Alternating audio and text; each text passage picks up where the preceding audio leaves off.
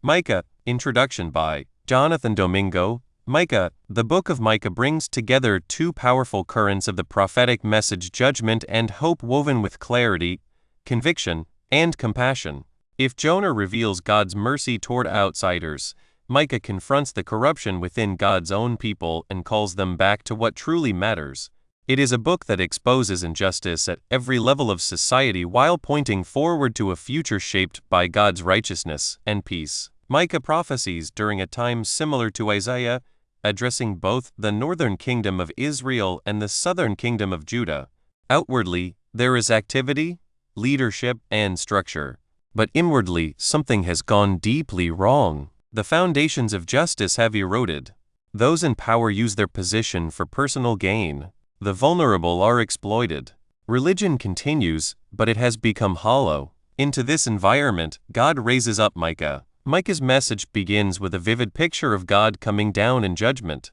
The imagery is striking: the mountains melt beneath him, valleys split apart. This is not a distant or passive God. He is actively responding to the sin of his people. And the reason is clear. Idolatry, injustice, and corruption have become deeply embedded in the life of the nation. One of the most consistent themes in Micah is the misuse of power. Leaders, judges, and prophets, those who are meant to guide and protect, have become sources of harm. They hate good and love evil, tearing apart those they are meant to serve. Justice is no longer impartial.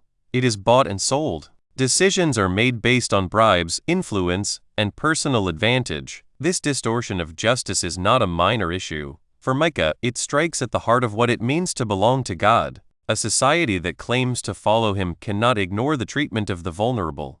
The poor, the weak, and the marginalized are not peripheral, they are central to God's concern. Micah also addresses the false confidence of the people. They assume that because God is among them, they are safe. Is not the Lord in our midst? No disaster shall come upon us. But this confidence is misplaced. It is rooted in outward association, not inward faithfulness. Micah warns that such thinking is dangerous. God's presence is not a guarantee of protection when his ways are ignored. The result of this corruption is judgment. Jerusalem itself will be affected. The structures that seem secure will be shaken. What has been built on injustice cannot stand. This is a sobering message, especially because it is directed not at outsiders, but at those who consider themselves part of God's people. And yet, as with many prophetic books, judgment is not the end. Interwoven with these warnings are some of the most beautiful promises of hope in Scripture. Micah speaks of a future where the nations will stream toward the mountain of the Lord, seeking his ways. In that time, there will be peace so complete that weapons are transformed into tools for cultivation. They shall beat their swords into plowshares, he says.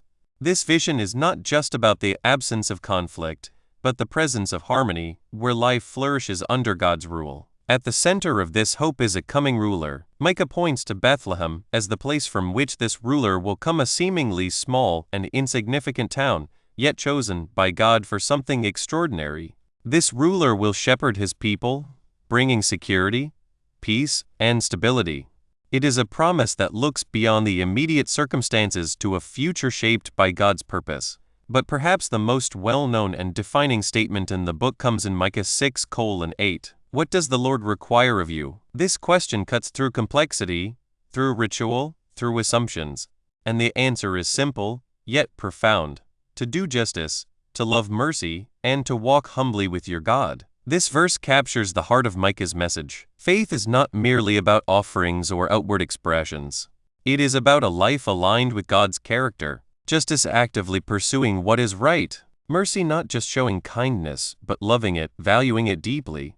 And humility, a posture of dependence, recognizing that we walk with God, not ahead of him. This triad forms a framework for understanding true faith. It is not fragmented or compartmentalized. It integrates how we treat others, how we respond to God, and how we see ourselves. It moves beyond performance into transformation. As the book moves toward its conclusion, Micah returns to the theme of hope. He acknowledges the reality of sin and its consequences, but he also points to God's willingness to forgive. Who is a God like you, he asks, pardoning iniquity and passing over transgression? This rhetorical question highlights the uniqueness of God not only in his power, but in his mercy. He delights in steadfast love. This is a remarkable statement. God's mercy is not reluctant, it is something he delights in. He does not forgive out of obligation, but out of desire. He casts sins into the depths of the sea, removing them completely. This closing vision brings the book full circle, from judgment to restoration, from corruption to renewal, from brokenness to hope. It reminds us that while God takes sin seriously, his ultimate desire is to restore relationship. For us today, Micah speaks with clarity and balance. It challenges us to examine the alignment between our faith and our lives. Are we pursuing justice or ignoring it? Do we value mercy or only expect it?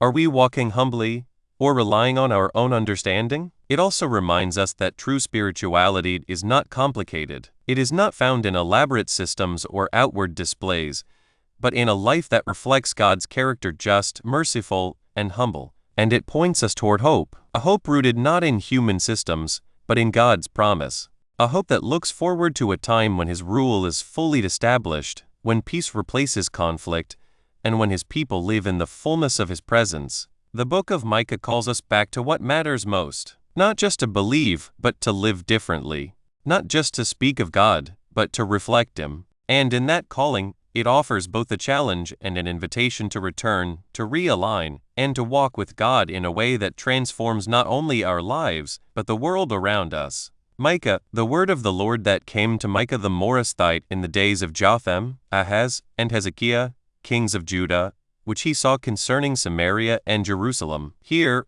all ye people, hearken, O earth, and all that therein is, and let the Lord God be witness against you, the Lord from his holy temple. For, behold, the Lord cometh forth out of his place, and will come down, and tread upon the high places of the earth, and the mountains shall be molten under him, and the valleys shall be cleft, as wax before the fire, and as the waters that are poured down a steep place. For the transgression of Jacob is all this, and for the sins of the house of Israel. What is the transgression of Jacob? Is it not Samaria? And what are the high places of Judah?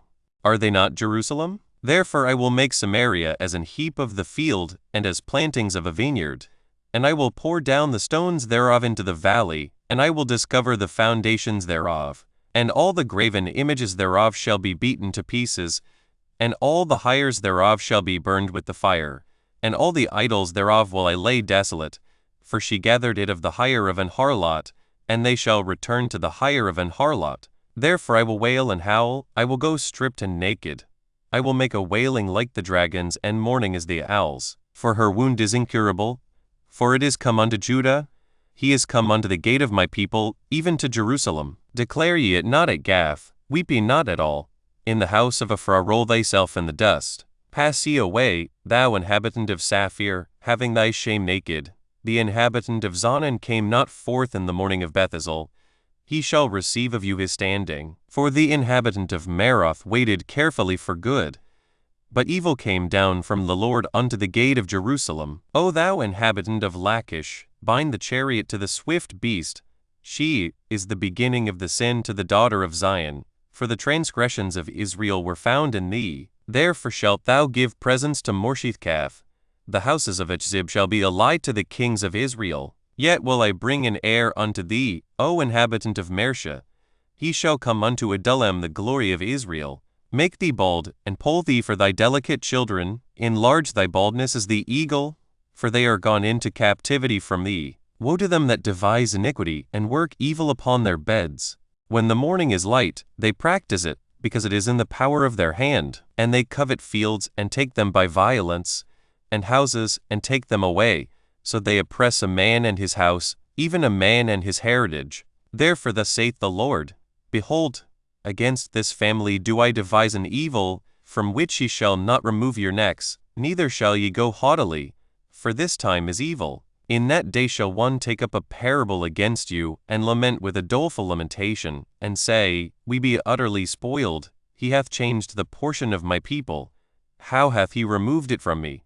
Turning away he hath divided our fields. Therefore thou shalt have none that shall cast a cord by lot in the congregation of the Lord. Prophesy ye not, say they to them that prophesy. They shall not prophesy to them, that they shall not take shame. O thou that art named the house of Jacob, Is the spirit of the Lord straitened? Are these his doings? Do not my words do good to him that walketh uprightly? Even of late my people is risen up as an enemy.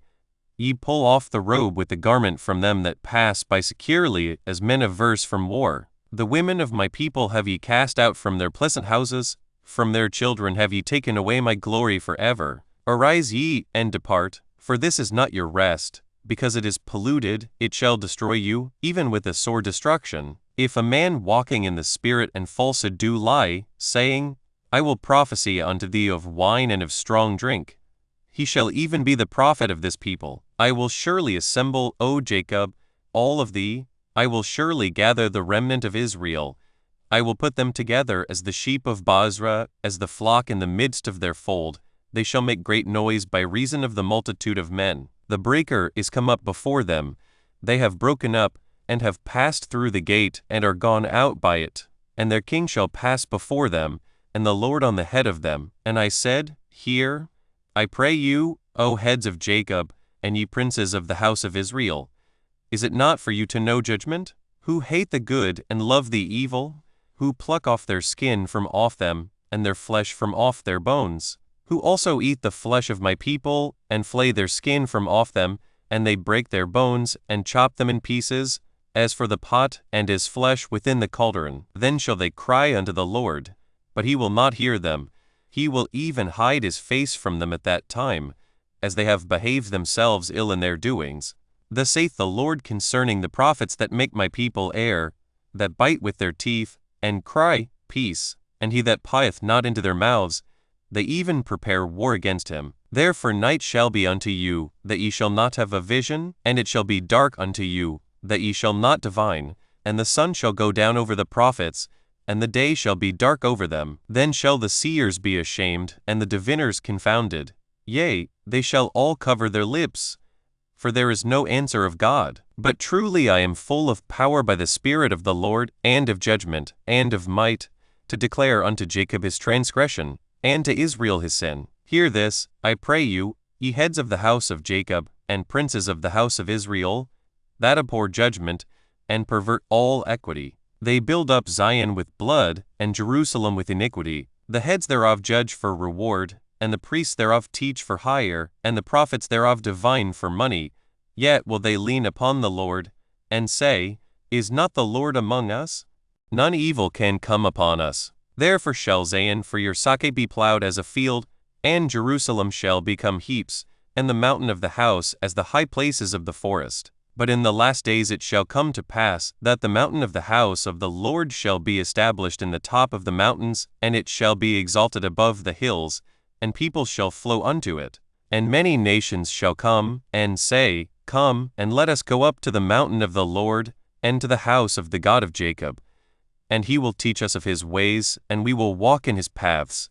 For the law shall go forth of Zion, and the word of the Lord from Jerusalem. And he shall judge among many people, and rebuke strong nations afar off. And they shall beat their swords into plowshares, and their spears into pruning hooks.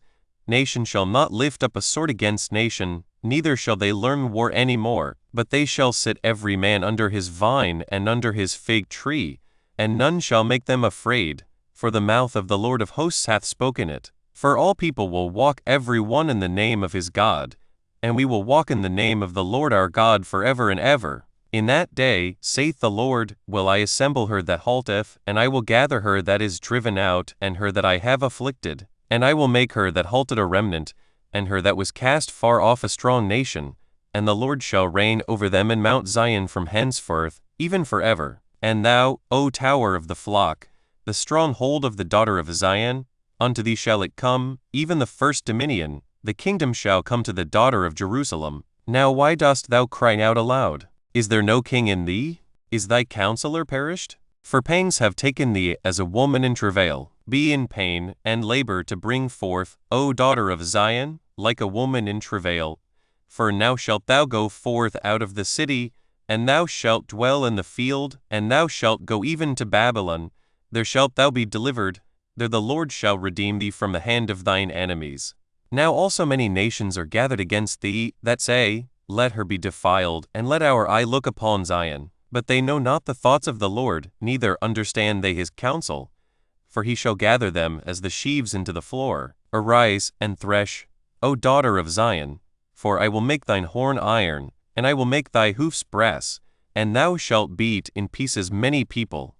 And I will consecrate their gain unto the Lord, and their substance unto the Lord of the whole earth. Now gather thyself in troops, O daughter of troops.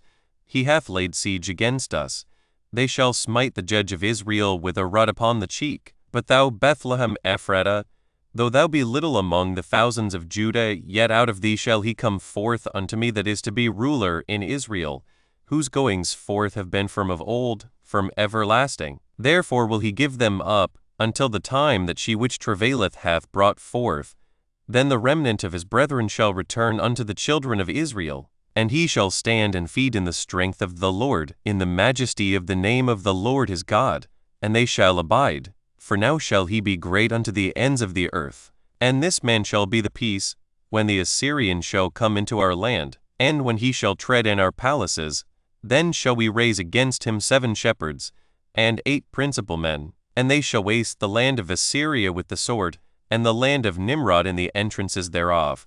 Thus shall he deliver us from the Assyrian, when he cometh into our land, and when he treadeth within our borders. And the remnant of Jacob shall be in the midst of many people as a dew from the Lord, as the showers upon the grass, that tarrieth not for man, nor waiteth for the sons of men. And the remnant of Jacob shall be among the Gentiles in the midst of many people as a lion among the beasts of the forest, as a young lion among the flocks of sheep, who, if he go through, both treadeth down, and teareth in pieces, and none can deliver. Thine hand shall be lifted up upon thine adversaries, and all thine enemies shall be cut off. And it shall come to pass in that day, saith the Lord, that I will cut off thy horses out of the midst of thee, and I will destroy thy chariots.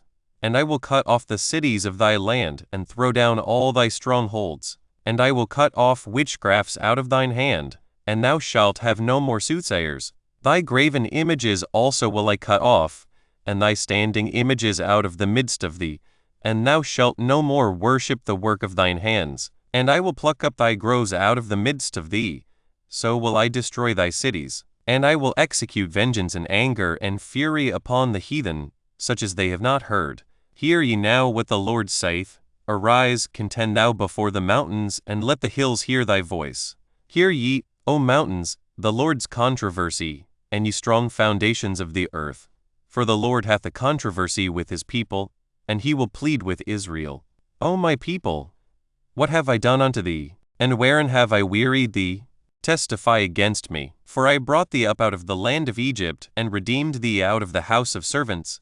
And I sent before thee Moses, Aaron, and Miriam. O my people, remember now what Balak king of Moab consulted, and what Balaam the son of Beor answered him from Shittim unto Gilgal, that ye may know the righteousness of the Lord. Wherewith shall I come before the Lord, and bow myself before the high God? Shall I come before him with burnt offerings, with calves of a year old? Will the Lord be pleased with thousands of rams, or with 10,000s of rivers of oil? Shall I give my firstborn for my transgression, the fruit of my body for the sin of my soul? He hath showed thee, O man, what is good, and what doth the Lord require of thee, but to do justly, and to love mercy, and to walk humbly with thy God. The Lord's voice crieth unto the city, and the man of wisdom shall see thy name.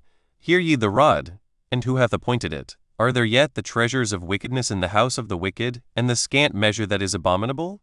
Shall I count them pure with the wicked balances, and with the bag of deceitful weights? For the rich men thereof are full of violence, and the inhabitants thereof have spoken lies, and their tongue is deceitful in their mouth. Therefore also will I make thee sick in smiting thee, in making thee desolate because of thy sins. Thou shalt eat, but not be satisfied, and thy casting down shall be in the midst of thee, and thou shalt take hold, but shalt not deliver, and that which thou deliverest will I give up to the sword. Thou shalt sow, but thou shalt not reap. Thou shalt tread the olives, but thou shalt not anoint thee with oil, and sweet wine, but shalt not drink wine. For the statutes of Omri are kept, and all the works of the house of Ahab, and ye walk in their counsels, that I should make thee a desolation, and the inhabitants thereof an hissing. Therefore ye shall bear the reproach of my people. Woe is me! For I am as when they have gathered the summer fruits, as the grape gleanings of the vintage. There is no cluster to eat. My soul desired the first-ripe fruit. The good man is perished out of the earth, and there is none upright among men. They all lie in wait for blood. They hunt every man his brother with a net, that they may do evil with both hands earnestly. The prince asketh, and the judge asketh for a reward. And the great man, he uttereth his mischievous desire.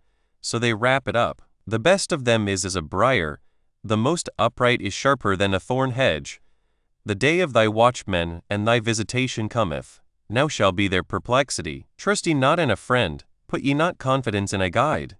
Keep the doors of thy mouth from her that lieth in thy bosom. For the son dishonoureth the father, the daughter riseth up against her mother, the daughter-in-law against her mother-in-law.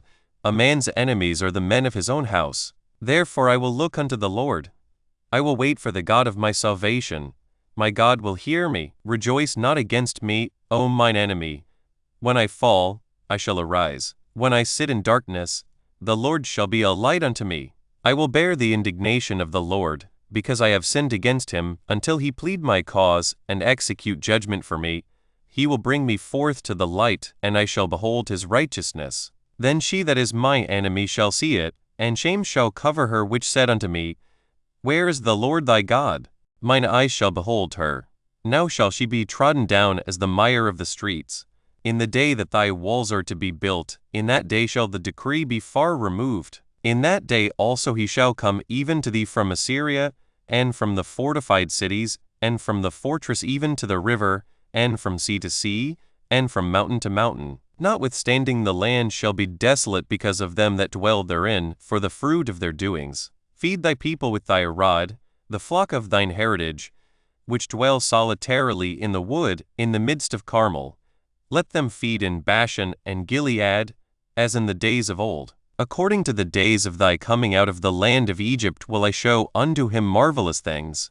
The nations shall see and be confounded at all their might. They shall lay their hand upon their mouth, their ears shall be deaf. They shall lick the dust like a serpent. They shall move out of their holes like worms of the earth. They shall be afraid of the Lord our God, and shall fear because of thee. Who is a God like unto thee, that pardoneth iniquity, and passeth by the transgression of the remnant of his heritage? He retaineth not his anger forever, because he delighteth in mercy. He will turn again. He will have compassion upon us. He will subdue our iniquities, and thou wilt cast all their sins into the depths of the sea. Thou wilt perform the truth to Jacob, and the mercy to Abraham, which thou hast sworn unto our fathers from the days of old.